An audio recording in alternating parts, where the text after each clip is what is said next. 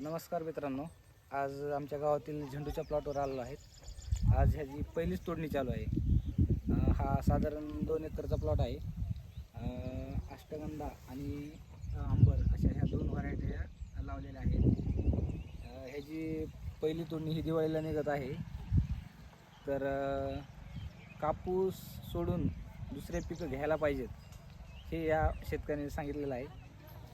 साधारण ह्या 2 एकरच्या प्लॉटमध्ये काल 2 टनाची एक गाडी भरून गेलेली आहे आणि आज पण 2 एकरचा 2 टन माल निघेल.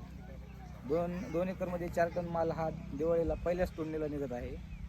तर पीक बदललं पाहिजे हे लक्षात घ्यायला पाहिजे. आपल्याकडे शेतकऱ्यांनी नुसता कापूस नाही करायला पाहिजे. एकरी उत्पन्न फुलाचं पण व्यवस्थित निघत आहे.